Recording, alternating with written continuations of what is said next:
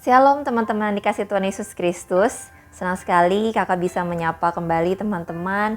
Dimanapun kita berada, kita yakin dan percaya Tuhan Yesus beserta dengan kita. Sebelum kita memulai ibadah, mari kita mengambil waktu bersaat teduh sejenak untuk mempersiapkan hati kita. Mari kita bersaat teduh.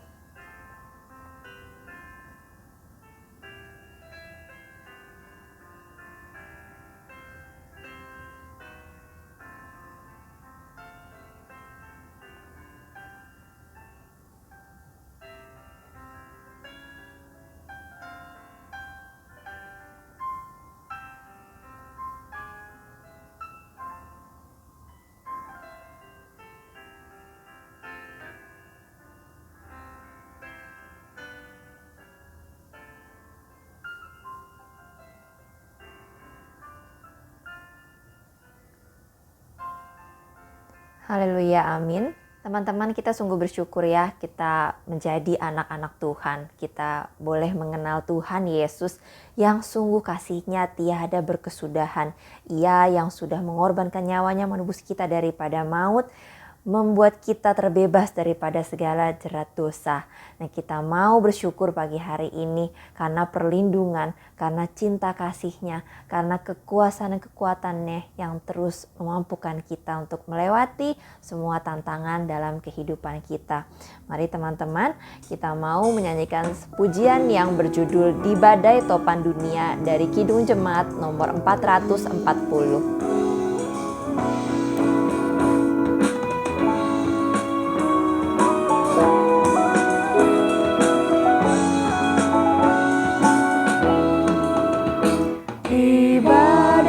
Topan dunia, Tuhanlah perlindunganmu. Kendati goncang semesta, Tuhanlah perlindunganmu. Ya Yesus, gunung batu di dunia, di dunia, di dunia. Ya Yesus, gunung batu di dunia, tempat berlindung yang teguh.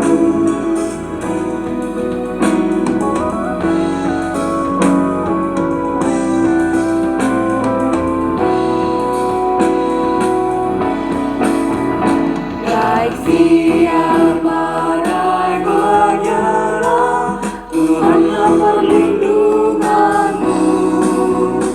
Adanya kau tetap tentram, Tuhanlah perlindunganmu. Ya Yesus, gunung batu di dunia, di dunia, di dunia.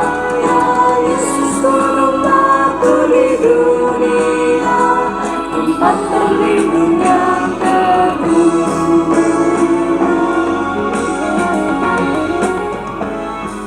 Teman-teman, mari kita bersatu dalam doa. Allah Bapa yang bertata dalam kerajaan sorga, kami mengucap syukur untuk cinta, kasih, dan kemurahan-Mu. Kami boleh menikmati satu hari yang baru. Tuhan Yesus, kami juga bersyukur Tuhan mengizinkan kami untuk dapat berjumpa satu dengan yang lain melalui ibadah online pada hari ini. Dan bahkan Tuhan memberikan kami kesehatan, memberikan kami kekuatan untuk dapat menjalani ibadah ini. Ampuni salah dan dosa kami Tuhan, apabila masih ada kesalahan-kesalahan kami yang menghambat hubungan kami dengan Tuhan, ya kami mau mengakuinya, dan kami mau agar kiranya Tuhan terus mengurapi kami dengan kuasa Roh Kudus-Mu, sehingga kami dapat beroleh pengampunan daripada Engkau, dan kami dapat beribadah sehingga kami menyenangkan hati-Mu. Bapa yang baik, kami juga mau berdoa agar kiranya Tuhan yang menyertai ibadah kami dari awal hingga akhir. Tuhan yang hadir di tengah-tengah pujian dan juga penyembahan kami, sehingga kami dapat menikmati kehadiran-Mu bersama dengan kami. Inilah ibadah kami Tuhan, hanya di dalam nama-Mu kami mau menyerahkan ibadah ini dari awal hingga akhirnya. Haleluya, amin. Teman-teman dikasih Tuhan Yesus Kristus, tiba waktunya kita mau mendengarkan kebenaran firman Tuhan. Namun sebelum itu kita mau menaikkan satu pujian yang indah yang berjudul Tak Terukur Kasih-Mu Yesus. Kita mau nyatakan kebesaran Yesus melalui pujian ini. Kasih-Nya yang tak terbatas, kasih-Nya sungguh mulia yang dicurahkan untuk kita.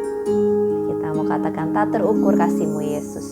Tak terukur kasih-Mu Yesus, Kau telah mati gantikan diriku. Kau curahkan darah-Mu untuk tebus dosaku.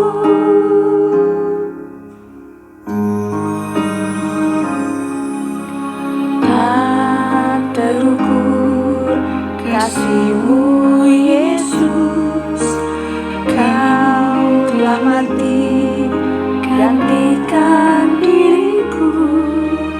Kau curahkan darah-Mu untuk tebus dosaku.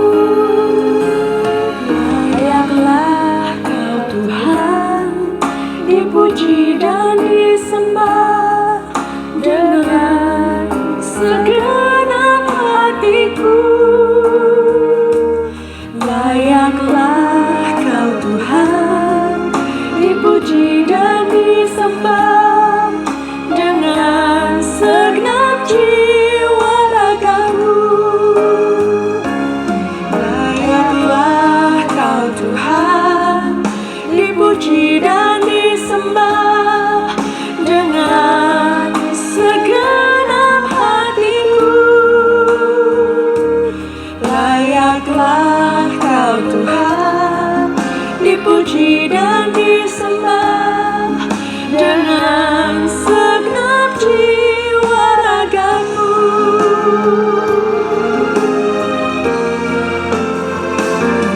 Layaklah Kau Tuhan, dipuji dan disembah dengan segenap hatiku. Layaklah Kau Tuhan, dipuji dan disembah dengan segenap jiwa ragaku. Dengan segenap jiwa ragaku.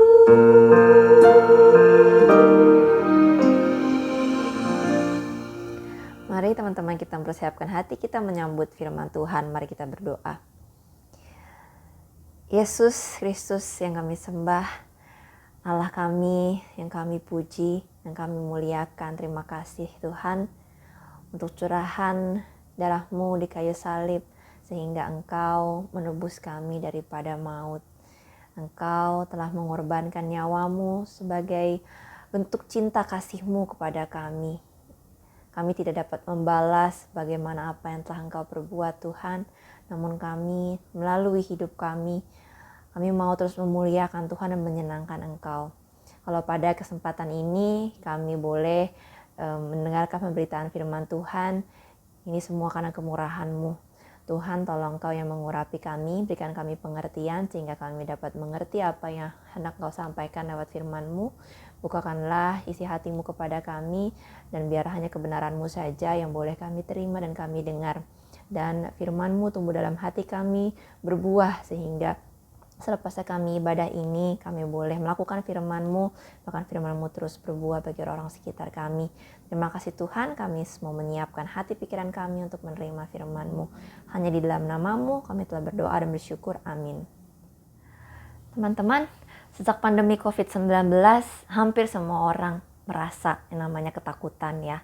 Ada rasa khawatir, parno atau paranoid, bahkan hopeless ya, merasa tidak ada harapan.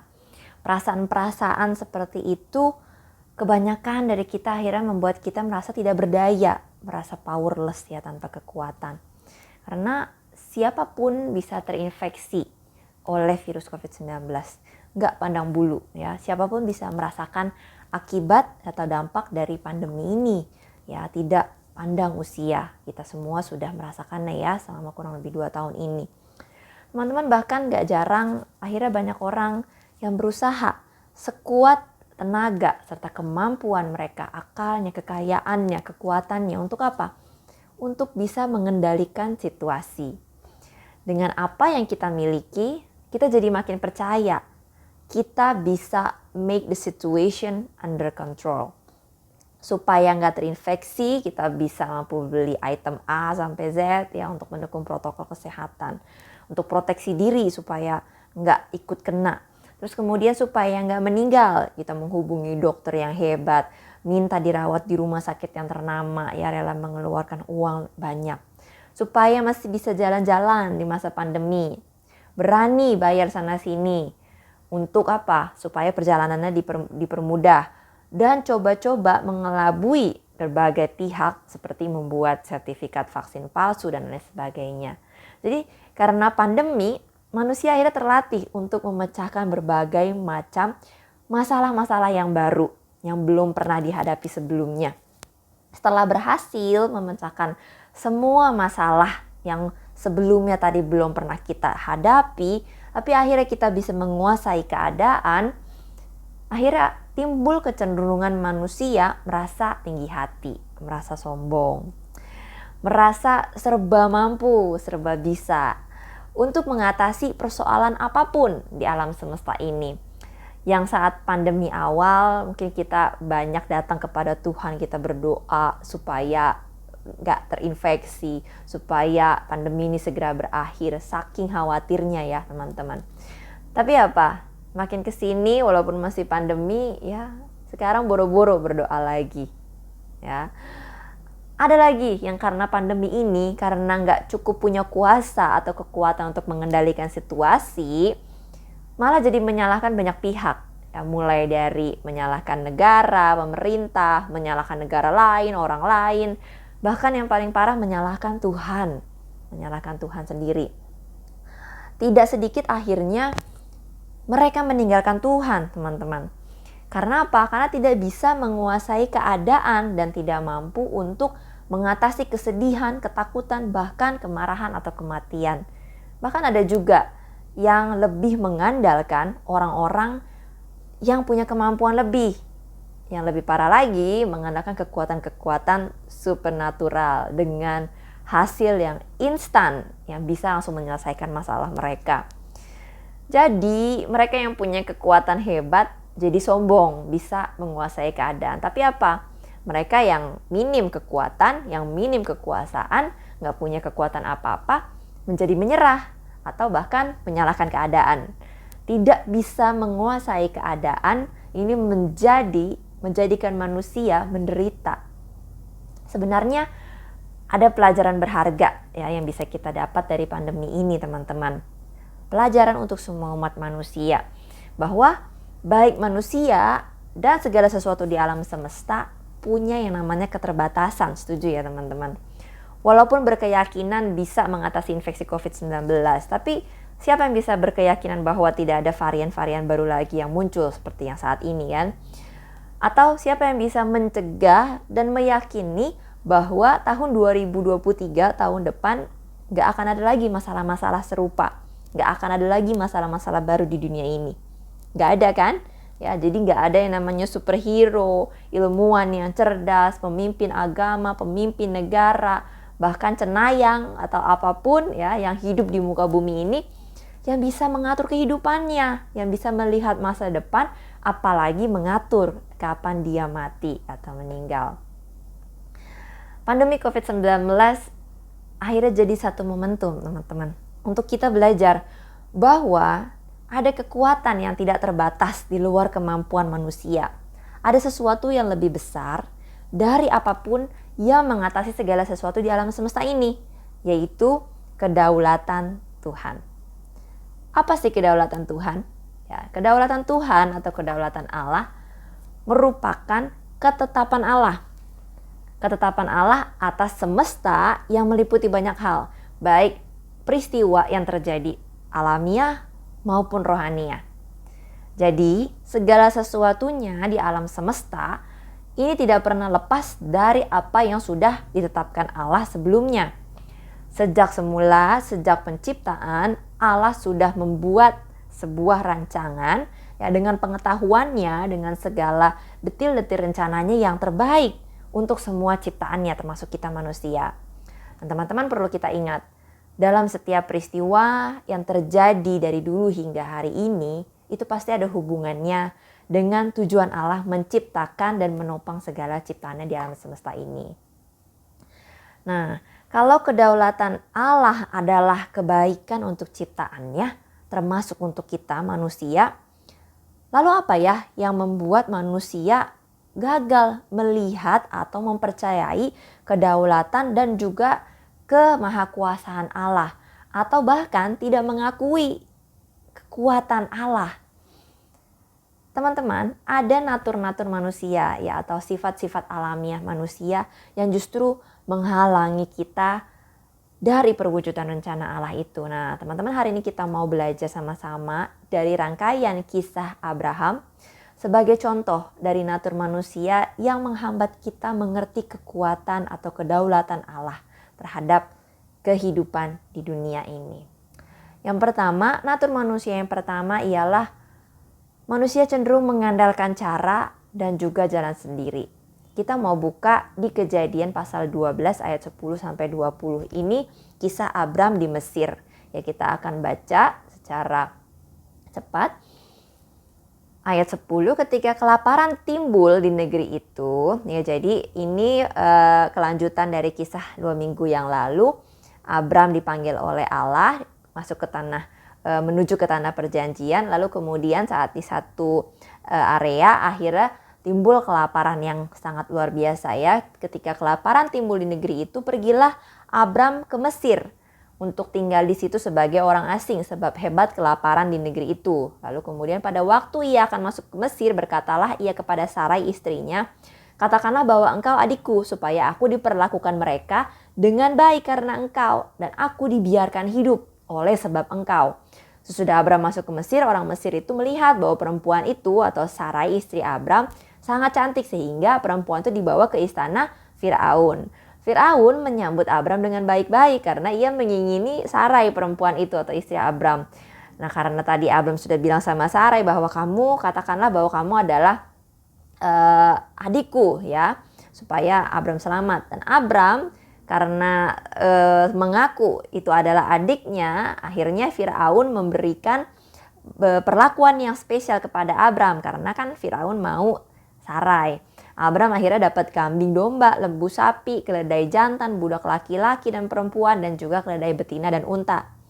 Tetapi akhirnya Tuhan menimpahkan tulah yang hebat kepada Firaun. Demikian juga kepada seisi istananya karena Sarai istri Abram itu. Lalu Firaun memerintahkan beberapa orang untuk mengantarkan Abram pergi bersama-sama dengan istrinya dan segala kepunyaannya. Jadi teman-teman, dalam situasi kelaparan hebat di negeri yang Abram diami, Abram berusaha mencari solusi dengan cara dan akalnya sendiri. Ya, kita dalam beberapa masalah tantangan yang kita hadapi, pasti respon pertama kita otomatis adalah mencoba mencari solusi dengan cara kita sendiri ya. Berdasarkan pengalaman kita sebelumnya atau dengan akal kita. Dan seperti manusia lain pada umumnya, sulit untuk percaya dan juga mengandalkan Tuhan saat situasi amat buruk terjadi. Dan dalam kondisi sangat sulit, bukannya percaya dan juga mengandalkan Allah, Abram memakai caranya sendiri lalu kemudian pergi ke Mesir. Abram belum sepenuhnya percaya bahwa Allah memanggilnya menempati negeri yang dijanjikan Allah itu alias tanah Kanaan, akan sanggup juga memenuhi segala kebutuhan Abram dan juga keluarganya. Jadi Mesir itu bukan negeri yang dijanjikan oleh Allah dan bukan tempat yang direncanakan Allah untuk didiami Abraham. Artinya kepergiannya ke Mesir dengan keputusan Abram sendiri itu adalah sebuah kekeliruan. Saat diuji dengan tantangan yang masalah dan tantangannya itu sangat berat, kita cenderung ya teman-teman untuk berusaha cari jalan keluar sendiri, mengikuti kata hati kita sendiri yang dirasa apa? Dapat menjamin, dapat meyakinkan bahwa kita masih dapat hidup, ya, menjamin keberlangsungan hidup kita sendiri. Kita pikir jalan keluar itu tidak akan berdampak buruk atau malah baik untuk kita karena kita pikir menjamin keberlangsungan hidup kita. Dalam Amsal 12 ayat 15 dikatakan, jalan orang bodoh lurus dalam anggapannya sendiri, tetapi siapa mendengarkan nasihat, ia bijak. Jadi sekalipun di Mesir, Allah tetap melindungi dan memberkati Abram dan keluarganya, tapi sesungguhnya akibat dari keputusan salah yang diambil itu mendatangkan masalah di kemudian hari. Jadi kalau teman-teman nanti akan baca lagi di pasal yang berikutnya, kita tahu ada Hagar, yaitu pelayan Sarai, itu didapat saat mereka masuk ke Mesir yang menimbulkan masalah di kemudian hari dalam keluarga serta keturunan Abraham. Jadi Abram pun di Mesir melakukan kesalahan dengan berbohong bahwa Sarai adalah adiknya, saudaranya, supaya nyawanya selamat. Abram tidak penuh mempercayakan hidupnya, nyawanya kepada Allah, melainkan kepada kekuatannya sendiri. Nyatanya karena kebohongan itu Allah murka dan mendatangkan tulah kepada Firaun dan juga seisi istananya. Jadi teman-teman, natur manusia yang pertama mengandalkan cara dan juga jalan sendiri tentu bertentangan dengan prinsip kedaulatan Allah. Karena apa? Segala sesuatunya dalam kehidupan manusia dan segala sesuatu yang telah diciptakan oleh Allah sudah ada dalam ketetapan-ketetapan Allah yang sudah didesain, yang sudah dirancang Allah sejak semula. Jadi saat manusia menemui sebuah tantangan, menemui sebuah hambatan, masalah, ya kita dicobai, hal yang pertama yang perlu kita lakukan adalah kita datang kepada Allah. Karena Ia yang menciptakan kita. Karena Ia yang sudah merancangkan segala sesuatunya dalam alam semesta ini. Ia yang paling tahu masa depan kita. Ya. Jadi mengandalkan cara dan juga jalan sendiri, seperti contoh yang dilakukan oleh Abram ini di Mesir, ya, ini hal yang perlu kita mulai kurangi. Memang kita diberikan kemampuan oleh Allah untuk dapat mengatasi masalah-masalah dalam kehidupan. Tapi yang perlu diingat adalah kita juga terbatas. Jangan sampai kita yang terbatas ini merasa lebih hebat daripada pencipta kita dan mengandalkan cara dan juga jalan kita sendiri. Sehingga apa? Jalan dan cara kita sendiri kebanyakan berujung kepada sesuatu yang salah, yang justru menjauhkan kita daripada rencananya Allah. Teruslah kita percaya kepada kedaulatan Allah, bahwa baik itu keadaan baik, keadaan tidak baik, keadaan sehat, keadaan sakit, baik itu hidup maupun meninggal, baik itu keadaan pandemi atau keadaan normal, semuanya atas seizin Allah. Semuanya sudah dirancangkan oleh Allah. Karena Allah membuat rancangan-rancangan dalam kehidupan manusia bukan tanpa kebijaksanaan, tetapi dengan pengetahuan, dengan kebijaksanaannya Allah sudah mengatur segala sesuatunya supaya kemuliaan Allah dinyatakan dalam kehidupan manusia. Jadi yang paling pertama adalah kita perlu untuk terus melibatkan Allah yang kekuatannya tidak terbatas dalam setiap aspek kehidupan kita, sehingga kita mengurangi nih kebiasaan mengandalkan cara dan jalan sendiri yang membuat kita terjerumus ke dalam dosa, ke dalam hal-hal yang menjauhkan kita dari Tuhan. Lalu apalagi hal-hal yang membuat kita jadi gagal melihat kedaulatan dan juga kekuasaan Tuhan atas kehidupan kita, yaitu natur manusia yang kedua, membuat keputusan bagi diri sendiri. Kita mau lanjut dari Kejadian 12 ke Kejadian 13 dalam perikop yang berjudul Abram dan Lot berpisah. Kita mau baca secara cepat. Dikatakan dalam ayat 1, maka pergilah Abram dari Mesir ke tanah Negeb dengan istrinya dan segala kepunyaannya, dan Lot pun bersama-sama dengan dia. Tetapi negeri itu tidak cukup luas bagi mereka untuk diam bersama-sama. Karena itu terjadilah perkelahian antara para gembala Abram dan para gembala Lot. Maka berkatalah Abram kepada Lot, janganlah kiranya ada perkelahian antara aku dan engkau, baiklah pisahkan dirimu daripadaku. Lalu Lot melayangkan pandangannya, dilihatnya bahwa seluruh lembah Yordan banyak airnya, sebab itu Lot memilih baginya seluruh lembah Yordan itu. Setelah Lot berpisah daripada Abram, berfirmanlah Tuhan kepada Abram, pandanglah sekelilingmu dan lihatlah dari tempat engkau berdiri itu ke timur dan barat, utara dan selatan, sebab seluruh negeri yang kau lihat itu akan kuberikan kepadamu dan kepada keturunanmu untuk selama-lamanya. Dan aku akan menjadikan keturunanmu seperti debu dan tanah banyaknya. Sehingga jika seandainya ada yang dapat menghitung debu tanah, keturunanmu pun akan dapat dihitung juga. Bersiaplah, jalanilah negeri itu menurut panjang dan lebarnya, sebab kepadamu lah akan kuberikan negeri itu. Sesudah itu Abram memindahkan kemahnya dan menetap di dekat pohon-pohon tarbantin di Mamre, dekat Hebron, lalu didirikannya lah mesbah di situ bagi Tuhan. Teman-teman, 2 minggu yang lalu kita sudah belajar dari kisah Abram yang dipanggil Allah melalui pembacaan di Kejadian pasal 12. Masih ingat ya teman-teman? Di situ sangat jelas firman Tuhan berkata kepada Abram apa?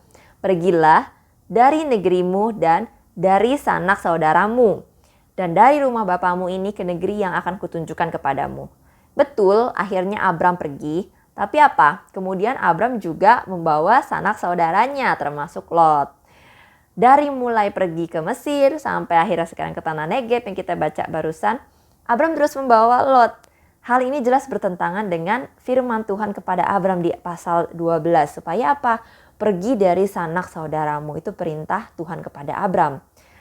Abram dengan mengandalkan pertimbangannya sendiri, mengambil keputusan sendiri, ia pun membawa Lot yang pada akhirnya kita sudah baca ketidaktaatan Abram ini menimbulkan masalah dalam perjalanan Abram.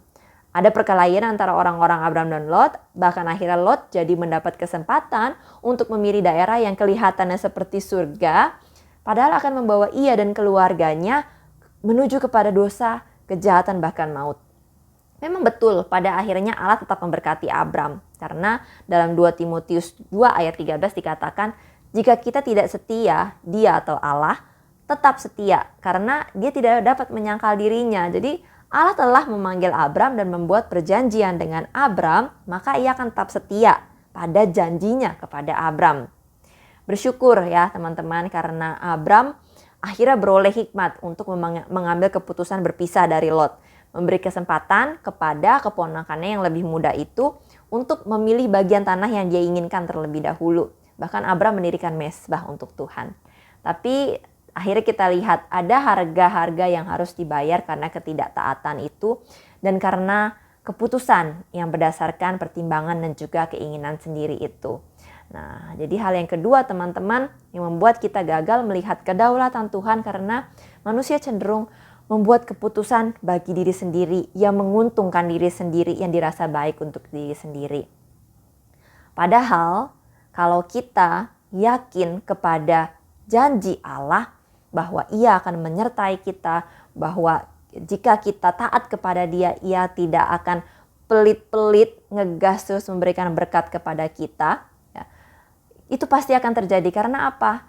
Allah ketika ia sudah berjanji kepada orang-orang pilihannya, ia adalah Allah yang setia sekalipun kita tidak setia, tapi Allah kita yang membuat perjanjian itu ia akan setia dan dia tetap akan menggenapi janji-janji itu.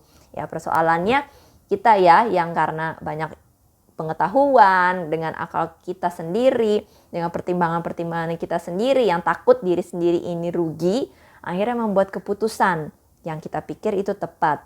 Akhirnya kita mengambil keputusan yang seringkali bertentangan dengan apa yang Tuhan kehendaki.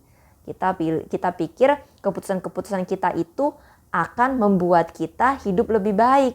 Kita pikir kalau misalnya kita membuat keputusan-keputusan untuk menyenangkan diri kita sendiri, maka jalan kita seterusnya ke depan akan terus jalan lurus. Kita akan terus menikmati hal-hal yang bahagia. Padahal tidak demikian. Karena masa depan kita, jalan hidup kita itu semua misteri. Ya, tidak ada seorang pun manusia yang tahu. Ya, tapi dengan keputusan-keputusan kita sendiri, itu akan merugikan kita. Jadi alangkah baiknya kita kembali lagi kepada kedaulatan Allah. Kepada Allah kita yang telah merancangkan segala sesuatunya untuk kehidupan kita. Saat ingin membuat keputusan, mari kita datang kepada Allah bertanya. Ya, kita secara aktif bertanya kepada Tuhan. Hal apa yang dapat kita ambil sebagai keputusan yang tepat untuk rencana-rencana kita. Kita perlu membawa juga semua rencana-rencana kita kepada Tuhan. Apakah itu sesuai dengan rencana dan juga kehendak Tuhan. Jika kita sudah bertanya kepada Tuhan, maka langkah selanjutnya kita pun harus memberi waktu untuk diri kita mendengarkan jawaban dari Tuhan. Jangan sudah tanya, tapi tetap ngegas dengan keputusan sendiri dan rencana sendiri. Ya, tapi kita tidak beri waktu Tuhan menjawab. Jadi kita pun juga harus merendahkan hati kita, menundukkan diri kita, keegoisan kita untuk mendengarkan keputusan dan juga jawaban dari Tuhan. Jika Tuhan sudah menyatakan rencana-rencananya untuk kita, baik itu melalui firman-Nya, baik itu melalui suara hati, baik itu melalui hamba Tuhan atau orang-orang sekitar kita yang baik kepada kita, maka kita perlu membawa itu semua untuk menjadi bahan pertimbangan. Ya, karena jika kita terlalu gegabah membuat keputusan bagi diri kita sendiri, yang kelihatannya untung buat diri kita sendiri, tapi itu tidak sesuai dengan kehendak Tuhan, maka celakalah yang akan kita dapat. Seperti yang dialami oleh Abram dan Lot. Hal yang terakhir yang membuat manusia tidak dapat melihat dan juga mempercayai kedaulatan Allah, yaitu natur manusia yang ketiga, ragu jika tidak melihat dan juga mendapat bukti. Ya, kita kan sering begitu ya, nggak mau percaya kalau belum melihat. Nah, kita mau belajar dari Kejadian 15, ya ini peristiwa saat perjanjian Allah dengan Abram, janji mengenai keturunannya. Jadi dari awal, dari sejak pasal 12, Allah sudah berapa kali ya mengingatkan bahwa Allah akan memberikan keturunan kepada Abram. Dan di pasal 15 ini lagi-lagi Allah menyatakan janjinya kepada Abram. Kita mau lihat di Kejadian pasal 15 ayat yang pertama.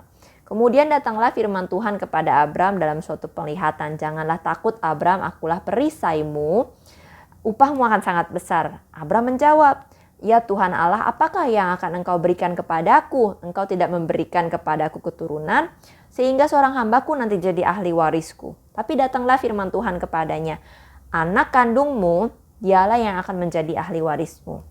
Lalu Tuhan membawa Abram keluar serta berfirman, coba lihat ke langit, hitunglah bintang-bintang, jika engkau dapat menghitungnya, maka firman-Nya kepadanya, demikianlah banyaknya nanti keturunanmu. Ayat ke-6, lalu percayalah Abram kepada Tuhan, maka Tuhan memperhitungkan hal itu kepadanya sebagai kebenaran.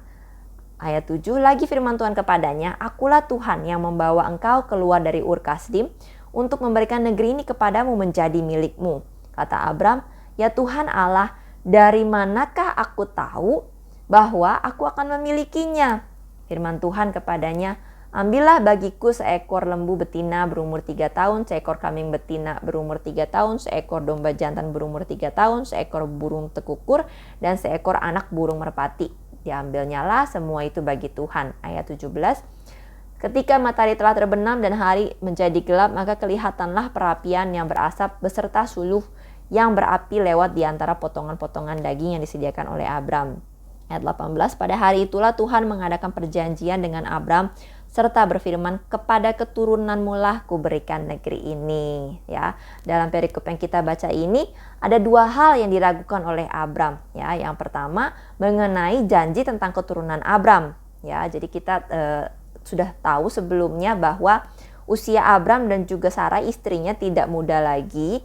Ya, jika dalam hitungan manusia sekarang ini, zaman ini, nampaknya sudah tidak mungkin untuk bisa punya keturunan, ya, karena sudah terlalu tua usianya. Tapi sejak awal Allah memanggil Abram, ya, Allah telah menjanjikan bahwa Abram dan Sarai akan memiliki keturunan, bahkan keturunan yang sangat banyak. Dalam perikop ini dikatakan, coba lihat ke langit, hitunglah bintang-bintang, ya.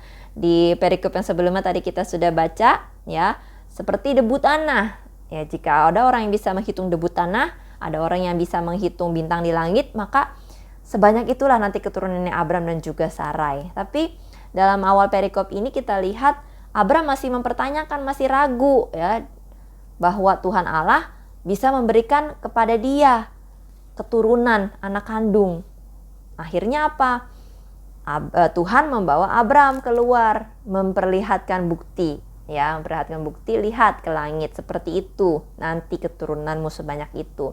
Hal yang kedua diragukan lagi oleh Abram mengenai tanah yang dijanjikan oleh Allah kepada Abram dan juga keturunannya. Dari mana aku tahu bahwa aku akan memiliki negeri itu, memiliki tanah itu? Nah, dalam perikop ini akhirnya Tuhan membuat perjanjian spesial bersama dengan Abram bahwa negeri yang dijanjikan Allah kepada Abram itu akan betul-betul ditempati oleh keturunannya, akan diberikan negeri itu kepada keturunannya Abraham. Jadi natur manusia yang berikutnya adalah yang membuat kita sulit untuk percaya kepada kedaulatan dan juga kekuatan Tuhan, yaitu keraguan kita.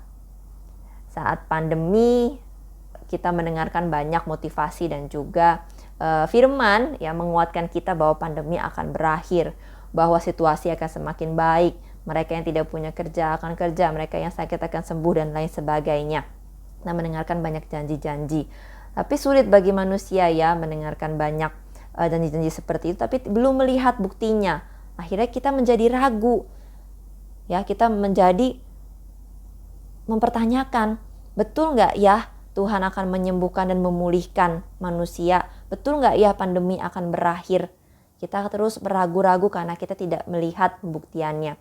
Sama ketika saat kita berdoa, saat teman-teman mungkin berdoa meminta sesuatu kepada Tuhan.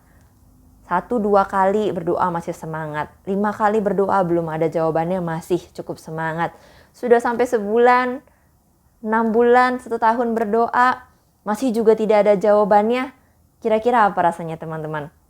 Saat kita tidak melihat jawaban, saat kita tidak melihat buktinya, pasti kita akan mulai menyerah berdoa. Kita akan mulai meragukan, ya, meragukan kekuatan Tuhan, meragukan keberadaan Tuhan, bahwa memang betul Tuhan ada untuk menjawab doa-doa kita. Padahal teman-teman, yang perlu kita ketahui adalah jawaban dari doa, ya, itu semua juga adalah bagian dari kedaulatan Allah. Ya, apapun yang kita minta, jika itu dipandang baik dan juga berkenan bagi Allah, jika itu sesuai dengan rencana Allah, maka Tuhan akan memberikannya kepada kita. Dengan catatan apa? Dengan catatan kita tetap taat dan juga setia, tidak ragu, ya. Tetap teguh iman kita, percaya sekalipun kita belum melihat, sekalipun kita belum menerima, sekalipun kita belum mendapatkan bukti-bukti nyata itu, tapi kita terus membawa doa-doa kita dengan keyakinan kepada Allah. Jika memang itu sesuai dengan kehendak Allah, maka Allah akan memberikannya kepada kita. Teman-teman, sebagai orang percaya, sebagai anak-anak Tuhan, Roh Kudus yang menolong kita dan juga memampukan kita untuk memahami bahwa situasi-situasi berat dalam kehidupan kita, baik itu pergumulan pandemi, baik itu pergumulan di sekolah, di gereja, di pertemanan, di keluarga, itu semua sudah ditetapkan Allah sejak semula. Dalam hikmat dan juga kebijaksanaannya, Allah telah menetapkan jalan-jalan hidup kita. Demi apa? Bukan demi kesenangan hati kita saja, tapi untuk kemuliaan Tuhan. Melalui segala tantangan dan masalah yang kita hadapi, bisakah kita terus mempermuliakan Tuhan? Bisakah melalui tantangan-tantangan kita, melalui hidup kita, nama Tuhan dipermuliakan? Ya, tentu saja Allah telah menetapkan langkah-langkah hidup kita, ya, dengan tujuan-tujuan yang baik, sekalipun itu ada penderitaan. Oleh sebab itu memang menjadi anak Tuhan, menjadi orang percaya, bukan 100% bebas dari penderitaan. Kita tidak dijamin untuk bebas dari penderitaan di muka bumi ini, karena setiap hari pasti kita akan menemui namanya masalah dan juga tantangan. Dan ketika Tuhan mengizinkan penderitaan seperti pandemi yang sedang kita alami saat ini, akan selalu ada maksud baik di dalamnya bagi terwujudnya rencananya yang mulia. Ya, jauh lebih penting daripada segala-galanya adalah terwujudnya rencana Allah yang mulia. Penderitaan atau masalah yang kita hadapi, teman-teman, juga merupakan harga yang harus dibayar sebagai orang percaya. Ya, ikut Kristus itu ya pikul salib. Ya, artinya penderitaan sebagai sesuatu yang wajar dalam kehidupan orang percaya. Jadi jangan sampai kita sebagai orang yang sudah percaya dan juga sudah diselamatkan, sudah ditebus oleh Yesus Kristus, kita meragukan rencana-rencana Allah dan kita merasa penderitaan seharusnya tidak kita temui, melainkan justru penderitaan adalah suatu yang wajar dan itu yang harus kita tempuh dalam kehidupan kita. Jadi teman-teman, kedaulatan Allah merupakan tindakan Allah dengan tujuan utama untuk kemuliaan Allah. Supaya apa? Kita sadar bahwa Tuhan selalu izinkan kesulitan atau masalah supaya kita bisa melihat ada peluang dan juga kesempatan yang diberikan Tuhan bagi Injilnya terlaksana. Karena pasti senantiasa ada pengharapan di dalam setiap orang percaya yang terpanggil bagi rencananya. Pilihannya di teman-teman mau mengikuti terus rencana Allah, lalu kita dapat memperoleh janji-janji dan berkat-berkat daripadanya, atau mau mengikuti keputusan sendiri, cara dan juga jalan hidup sendiri, dan mau meragukan kedaulatan Tuhan. Ya, kakak yakin dan percaya kita semua mau hidup untuk menggenapi rencana Allah. Ya, oleh sebab itu, jika teman-teman semuanya saat ini atau mungkin yang akan datang menemui banyak hambatan dan juga tantangan, jangan pernah jauh daripada Allah. Ya, datang kepada Allah, meminta pertolongan dari Allah, mengandalkan kekuatan Allah, percaya bahwa Allah dapat menolong dan juga membawa kita melalui setiap peristiwa kehidupan kita, dan kita bisa melihat dengan ketaatan dan kesetiaan kita, kepercayaan kita kepada Allah, Allah akan senantiasa memberkati kita dan Ia akan menggenapi rencana-rencananya yang baik melalui kehidupan kita. So, teman-teman, milikilah kepercayaan yang besar itu kepada kedaulatan Allah. Ya, segala sesuatu terjadi untuk hormat dan juga kemuliaan Allah. Jadi teman-teman, kita mau mengakhiri ibadah pada hari ini, kita akan tutup dalam doa. Allah Bapa yang bertata dalam kerajaan sorga, terima kasih untuk rencana-rencanamu dalam kehidupan kami. Baik itu yang sudah tergenapi ataupun yang belum, kami mau terus hidup setia kepada Engkau, mengandalkan Engkau. Kami mau percaya kepada kedaulatanmu, apapun yang kami alami dan jalani saat ini dan juga di masa depan kami, itu semua adalah ketetapan Allah yang Engkau maksudkan untuk menggenapi semua rencanamu yang mulia di muka bumi ini. Pakai kami ya Tuhan untuk menjadi alat-alat-Mu yang menggenapi rencanamu, sehingga nama-Mu terus dipermuliakan. Jika sampai pada hari ini kami masih menjadi anak-anak yang banyak mengeluh, bahkan kami meragukan kekuatan Tuhan, kami mengandalkan diri kami sendiri, kami mencoba untuk mencari pertolongan bagi masalah kami sendiri, ampuni kami Tuhan. Kami lupa bahwa kami punya Allah yang tidak terbatas. Kami lupa bahwa kami punya Allah yang lebih besar daripada masalah-masalah kami. Sebab itu Tuhan, teruslah ingatkan kami bahwa kami terus berjalan dalam jalan kebenaran-Mu, tidak menyimpang ke kanan dan juga ke kiri. Biar Roh Kudus-Mu yang terus memimpin dan juga menyertai kami, biar kami dapat terus memandang kepada Allah dalam setiap masalah yang kami hadapi. Kami beroleh kekuatan daripada Engkau, kami beroleh kekuasaan hanya daripada Engkau saja, dan biar Tuhan saja yang terus beracara dalam kehidupan kami. Berkati semua pergumulan kami, baik itu dalam studi kami, baik itu di keluarga, pergumulan orang tua kami, apapun yang sedang kami hadapi saat ini, kami mau serahkan semuanya kepada Engkau.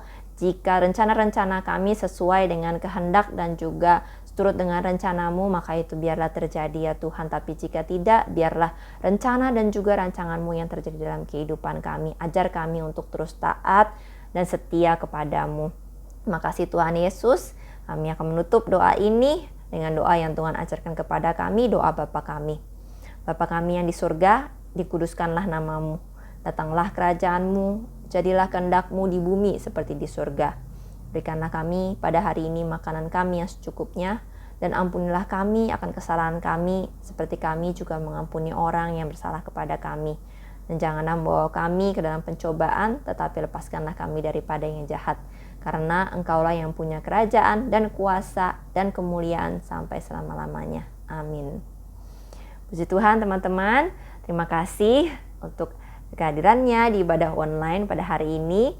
Kiranya teman-teman terus semangat dan juga bersuka cita dalam menjalani hari-harinya. Kita berjumpa lagi di ibadah yang berikutnya. Tuhan Yesus memberkati.